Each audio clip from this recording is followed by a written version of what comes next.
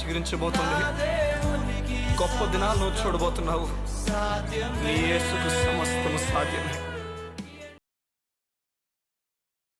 Good morning దేవుని ప్రియ కుమారుడు, good morning దేవుని ప్రియ కుమార్తె. Special good morning to you. పొట్టి జక్కయ్య గురించి మనందరికీ తెలుసు. ఈ పొట్టి జక్కయ్య జీవితంలో చూడండి, ఒక గొప్ప మార్పు మనం గమనించగలుగుతున్నాం. ఒక గొప్ప చేంజ్ మనం గమనించగలుగుతున్నాం. ఈ చేంజ్ ఎలా వచ్చింది? మనం చాలాసార్లు మన జీవితపు మార్పు గురించి మనం చాలా ప్రయాసపడిపోతాం. మనం అనుకుంటాం, నేను ఈ మార్పు కోరుతున్నాను కానీ మార్పు రావట్లేదే. మార్పు ఎంత కృషించినా, ఎంత కష్టపడినా మార్పు నా జీవితం లేకుండా ఆగిపోయింది అని చెప్పి ఎంతగానో మనం కంగారు పడిపోతాం. సంగమం వినండి జాగ్రత్తగా. దేవుని లేఖనాల్లో మార్పు ఎలా వస్తుందో దేవుని లేఖనాలు మనకు తెలియజేస్తున్నాయి. ఈ ఉదయం జాగ్రత్త వినండి. దేవుని లేఖనాలు ఏం చెప్తున్నాయో ఎవరు చెప్పారో తెలియదు కానీ జక్కయ్యకి యేసు ప్రభు గురించి చెప్పారు.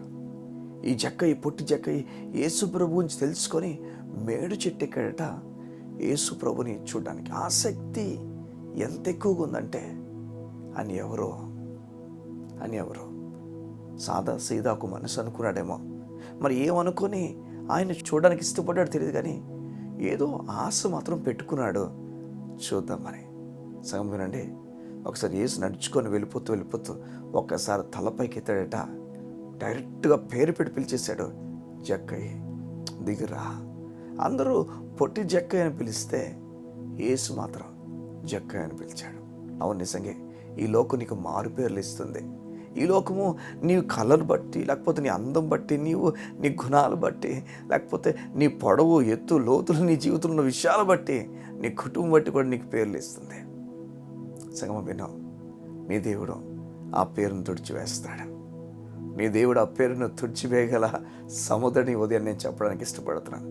ఎంత గొప్ప దేవుని కృప చూడ. దేవుడు తలపైకెత్తే నడుచుచున్న దేవుడు, పరలోకమును భూమిని ఆకాశాన్ని కలుగు చేసిన దేవుడు. ఒక్కసారిగానే ఒక పాపి గురించి ఆగిపెట్టి చూసావా? అది దేవుని కృప ఉన్నది. ఆగి పైకి చేసి జక్కయ్య రా, నేడు నీ ఇంట్లో నేను భోజనం చేయబోతున్నాను. ఈ ఉదయం దేవుడు నీతో కూడా మాట్లాడి చెప్తున్నాడు, ఈరోజు నీతో పాటు నేను గడపడానికి ఇష్టపడుతున్నాను, నీతో ఉండడానికి ఇష్టపడుతున్నాను. యేసే కోరిక ఏంటో తెలుసా? నీతో ఉండడమే, నీతో గడపడమే. ఆ రోజు ఆయనతో ఇంటికి వెళ్ళాడు. జగజగాన్ని స్పీడ్గా జక్కయ్య త్వరగా దిగిపోయి యేసైతో పాటు ఇంటికి తీసుకెళ్ళిపోయాడు. యేసుని ఇంటికి తీసుకెళ్ళిన తర్వాత ఇంట్లో ఏమైందో, మరి ఏం జరిగిందో తెలియదు. ఆయన అడుగు పెట్టినందుకు ఆ సంతోషం తట్టుకోలేక మొత్తం అనౌన్స్ చేయడం స్టార్ట్ చేశాడు. ఎవరి దగ్గర అయితే నేను డబ్బులు తీసుకున్నారో వారి దగ్గర వారికి తిరిగి ఇచ్చేయబోతున్నాను, అలాగనే పేదలు కూడా ఇచ్చేయబోతున్నాను ఆస్తులు అని చెప్పి ఒక ప్రకటన చేసి అందరికి ఇవ్వడం ప్రారంభిస్తాడు. వినండి సంగమా, ఈ మార్పు ఎలా జరిగిందో తెలుసా? యేసు తన జీవితంలోకి రావడమే, యేసుకు తన జీవితం అప్పగించడమే.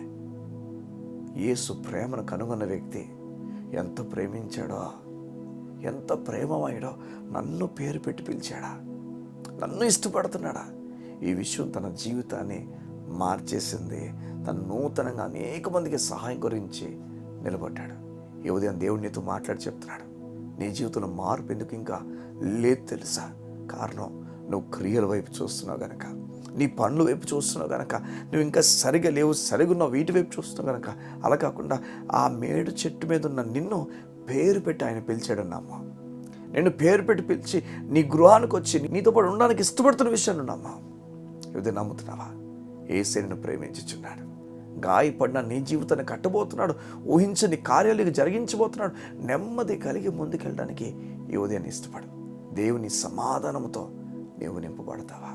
ఈ ఉదయాన్న మార్పు నువ్వు అనుకోవడం వల్ల నీ క్రియలు బట్టి రాదు. మార్పు ఆయన ప్రేమను రుచి చూస్తున్నప్పుడు వస్తుంది. ఈ ఉదయం ఆ ప్రేమను చూస్తావా? పేరు పెట్టి పిలిచాడు. ఎంతో హింసిస్తున్న సౌలును సౌలా అని పేరు పెట్టి పిలిచాడు.